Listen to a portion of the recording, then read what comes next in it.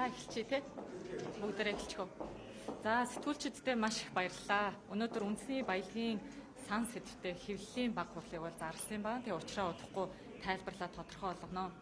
За Монгол Улсын үндсэн хуулийн 1-р зүйлийн 1-2-т ардчилсан ёс, шударга ёс, эрхчлөө, тэгш байдал, үндэсний эв нэгдлийг хангах, хууль дээдлэх нь төрийн үйл ажиллагааны үндсэн зарчим мөн гэж.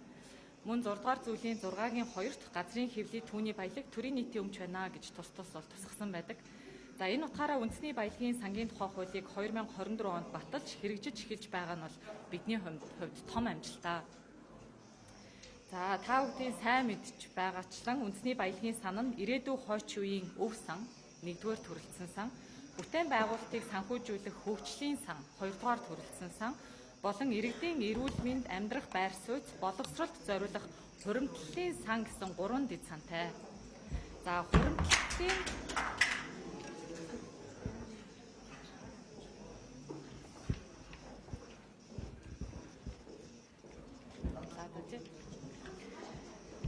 хуримтлалын сангийн хувьд хуримтлалын сан нь стратегийн ордуудын ноогдол ашигаас бүрдэж Монгол улсын иргэн бүрт 2024 оноос нэрийн дансанд нь бол бүртгэгдэж байгаа.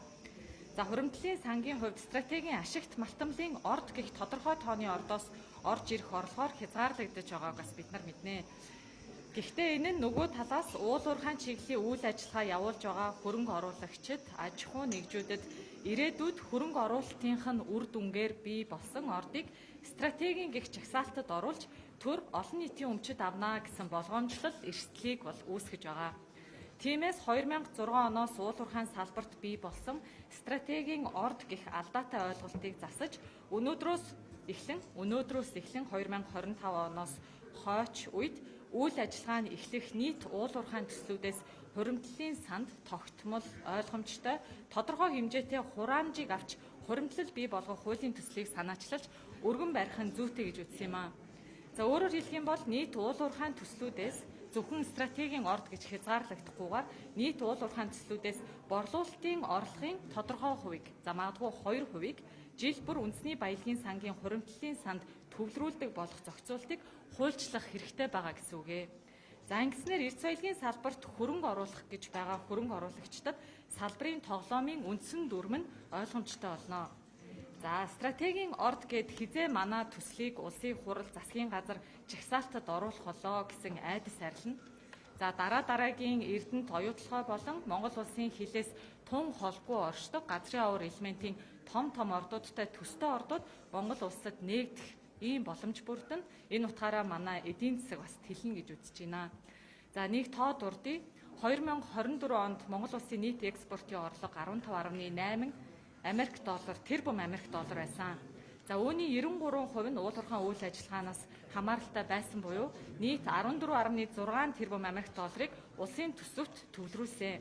За хэрвээ оролцогч бүх талуудад анхнаасаа ойлгомжтой байдлаар хуримтлалын санд энэ орлогын 2%-ийг жил бүр төвлөрүүлнэ гэж хуульчилсан байсан бол хуримтлалын санд 2024 онд 495.6 тэрбум төгрөг биш 1.1 их 80 төгрөг хуримтлагдах байжээ.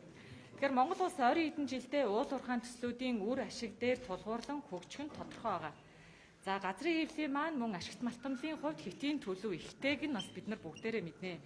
Тийм учраас өнөөгийн хууль эрх зүйн орчны субъектив хандлага ихтэй, тодорхой бус байдлаар хөрөнгө оруулалтыг үргээж байгаа зохицуултуудыг засаж гадны хөрөнгө оруулалтад илүү нээлттэй байх цаг нь болсон гэж үзэж байгаамаа.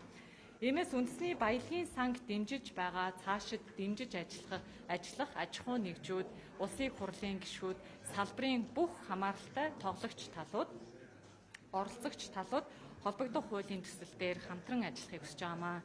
Ийм учраас сэтгүүлчдээрээ дамжуулаад өнөөдөр энэ мэдээллийг хүргэхийг хүслээ. Баярлалаа. За хоёр асуулт авчида. Тэгээ орохгүй бол үндэсний баялагын сан биш стратегийн орд гадраас хамааралтай байна шүү дээ. За харин уул уурхайн бүх ордууд гэхээр 2% жилдээ хэд орчим бүрийг очих боломжтой. Бүх ордууд гэж хамруулах нь өөрөө юм уу гэж байна. За тэрийг болохоор түрүүн хэвлэлийн байгууллагын эхэнд хэлсэн үндсэн хуультайгаа холбоод ер нь бол бид нар тэг шудраг байх ёстой, арчилсан байх ёстой гэдэг зарчмаараа.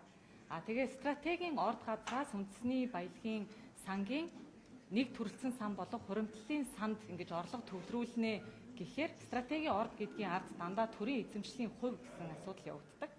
Тэгэхээр төрийн эзэмшлийн хувь байж ээж тэндээс стратегийн үндэсний баялагын сангийн хуримтлалын санд мөнгө төвлөрүүлнэ гэж тэгж явах нь одоо хувийн хөвшилд халгаатай хөрөнгө оруулалтыг хаасан зохицуулалт байна гэж үзэж байгаа юм баггүй.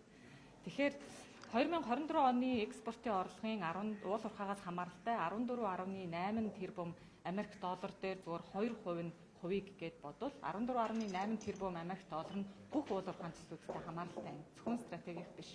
Тэнцэнээсээ жишээд та бид нар одоо хуулийн төсөл дээр нэлээд судалгаа хийгээд харна 1% байх уу 2% байх уу гэдэг.